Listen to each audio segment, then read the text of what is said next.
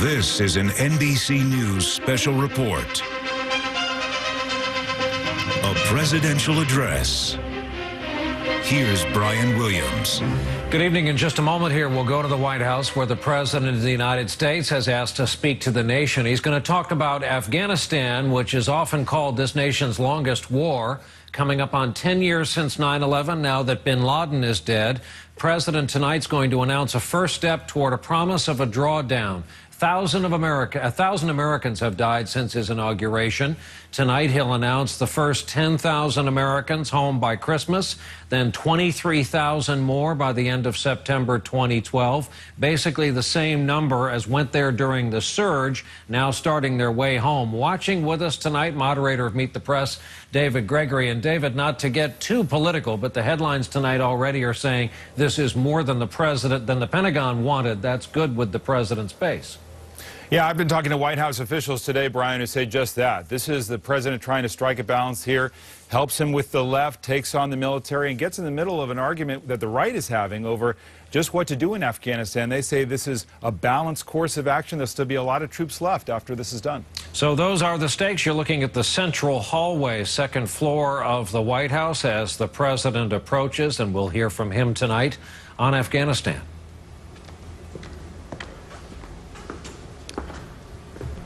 Good evening. Nearly 10 years ago, America suffered the worst attack on our shores since Pearl Harbor. This mass murder was planned by Osama bin Laden and his al-Qaida network in Afghanistan and signaled a new threat to our security, one in which the targets were no longer soldiers on a battlefield, but innocent men, women, and children going about their daily lives. In the days that followed, our nation was united as we struck at al-Qaida and routed the Taliban in Afghanistan. Then our focus shifted. A second war was launched in Iraq, and we spent enormous blood and treasure to support a new government there. By the time I took office, the war in Afghanistan had entered its 7th year. But al-Qaeda's leaders had escaped into Pakistan and were plotting new attacks, while the Taliban had regrouped and gone on the offensive. Without a new strategy and decisive action, our military commanders warned that we could face a resurgent al-Qaeda and a Taliban taking over large parts of Afghanistan. For this reason, in one of the most difficult decisions that I've made as president, I ordered an additional 30,000 American troops into Afghanistan.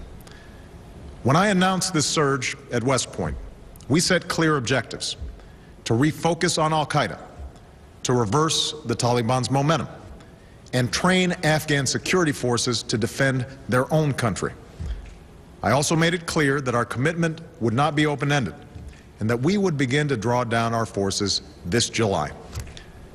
Tonight, I can tell you that we are fulfilling that commitment.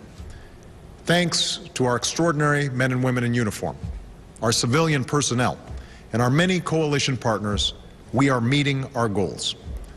As a result, starting next month, we will be able to remove 10,000 of our troops from Afghanistan by the end of this year, and we will bring home a total of 33,000 troops by next summer, fully recovering the surge I announced at West Point. After this initial reduction, our troops will continue coming home at a steady pace as Afghan security forces move into the lead. Our mission will change from combat to support. By 2014, this process of transition will be complete, and the Afghan people will be responsible for their own security. We're starting this drawdown from a position of strength.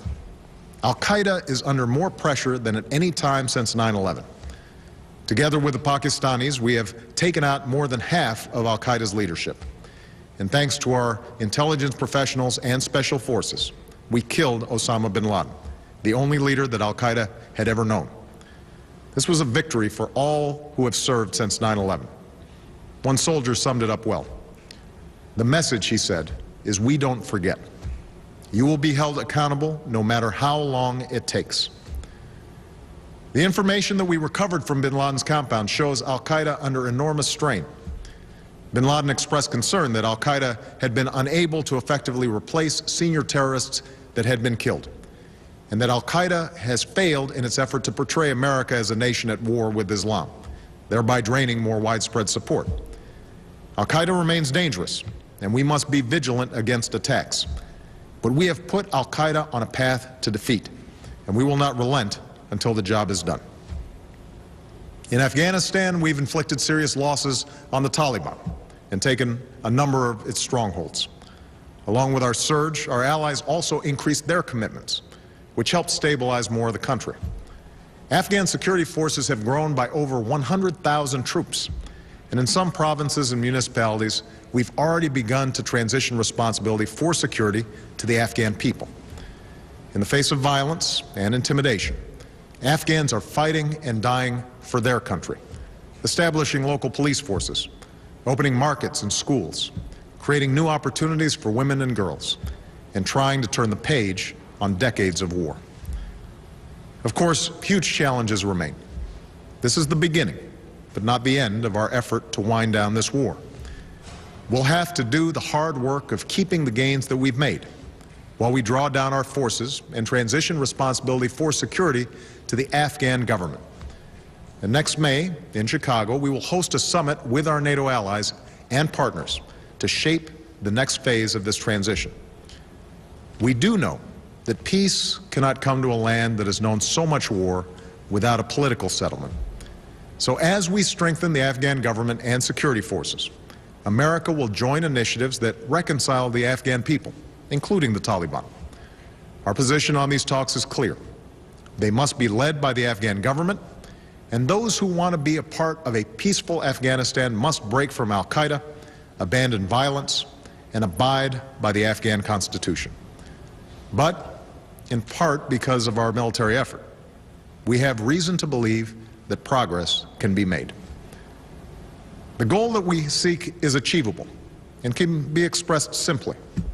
No safe haven from which al-Qaida or its affiliates can launch attacks against our homeland or our allies. We won't try to make Afghanistan a perfect place. We will not police its streets or patrol its mountains indefinitely. That is the responsibility of the Afghan government, which must step up its ability to protect its people and move from an economy shaped by war to one that can sustain a lasting peace. What we can do and will do is build a partnership with the Afghan people that endures, one that ensures that we will be able to continue targeting terrorists and supporting a sovereign Afghan government. Of course, our efforts must also address terrorist safe havens in Pakistan. No country is more endangered by the presence of violent extremists, which is why we will continue to press Pakistan to expand its participation in securing a more peaceful future for this war-torn region. We'll work with the Pakistani government to root out the cancer of violent extremism, and we will insist that it keeps its commitments. For there should be no doubt that so long as I am president, the United States will never tolerate a safe haven for those who aim to kill us. They cannot elude us, nor escape the justice they deserve. My fellow Americans, this has been a difficult decade for our country. We've learned anew the profound cost of war, a cost that's been paid by the nearly 4,500 Americans who have given their lives in Iraq and the over 1,500 who have done so in Afghanistan. Men and women who will not live to enjoy the freedom that they defended. Thousands more have been wounded. Some have lost limbs on the battlefield, and others still battle the demons that have followed them home. Yet tonight, we take comfort in knowing that the tide of war is receding. Fewer of our sons and daughters are serving in harm's way. We've ended our combat mission in Iraq, with 100,000 American troops already out of that country. And even as there will be dark days ahead in Afghanistan, the light of a secure peace can be seen in the distance. These long wars will come to a responsible end. As they do, we must learn their lessons.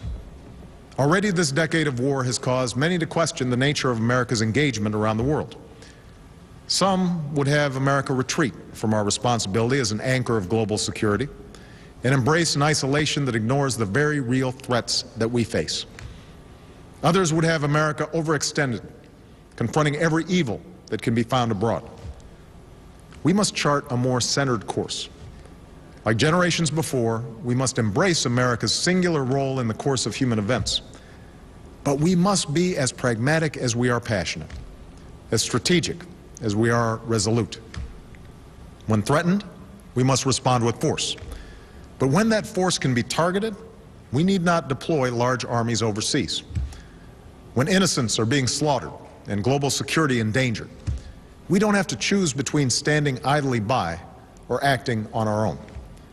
Instead, we must rally international action, which we're doing in Libya, where we do not have a single soldier on the ground, but are supporting allies in protecting the Libyan people and giving them the chance to determine their own destiny. In all that we do, we must remember that what sets America apart is not solely our power. It is the principles upon which our union was founded. We're a nation that brings our enemies to justice while adhering to the rule of law and respecting the rights of all our citizens. We protect our own freedom and prosperity by extending it to others. We stand not for empire, but for self-determination. That is why we have a stake in the democratic aspirations that are now washing across the Arab world. We will support those revolutions with fidelity to our ideals, with the power of our example, and with an unwavering belief that all human beings deserve to live with freedom and dignity. Above all, we are a nation whose strength abroad has been anchored in opportunity for our citizens here at home. Over the last decade, we have spent $1 trillion on war at a time of rising debt and hard economic times. Now we must invest in America's greatest resource, our people. We must unleash innovation that creates new jobs and industries while living within our means. We must rebuild our infrastructure and find new and clean sources of energy. And most of all, after a decade of passionate debate, we must recapture the common purpose that we shared at the beginning of this time of war. For our nation draws strength from our differences, and when our union is strong, no hill is too steep, no horizon is beyond our reach. America, it is time to focus on nation building here at home. In this effort, we draw inspiration from our fellow Americans who have sacrificed so much on our behalf. To our troops, our veterans, and their families, I speak for all Americans when I say that we will keep our sacred trust with you and provide you with the care and benefits and opportunity that you deserve. I met some of these patriotic Americans at Fort Campbell. A while back, I spoke to the 101st Airborne that has fought to turn the tide in Afghanistan, and to the team that took out Osama bin Laden. Standing in front of a model of bin Laden's compound, the Navy SEAL who led that effort paid tribute to those who had been lost. Brothers and sisters in arms whose names are now written on bases where our troops stand guard overseas, and on headstones in quiet corners of our country where their memory will never be forgotten. This officer, like so many others I've met on bases in Baghdad and Bagram, and at Walter Reed and Bethesda Naval Hospital, spoke with humility about how his unit worked together as one, depending on each other and trusting one another, as a family might do in a time of peril. That's a lesson worth remembering, that we are all a part of one American family. Though we have known disagreement and division, we are bound together by the creed that is written into our founding documents, and a conviction that the United States of America is a country that can achieve whatever it sets out to accomplish. Now, let us finish the work at hand. Let us responsibly end these wars and reclaim the American dream that is at the center of our story. With confidence in our cause, with faith in our fellow citizens, and with hope in our hearts, let us go about the work of extending the promise of America for this generation and the next. May God bless our troops, and may God bless the United States of America.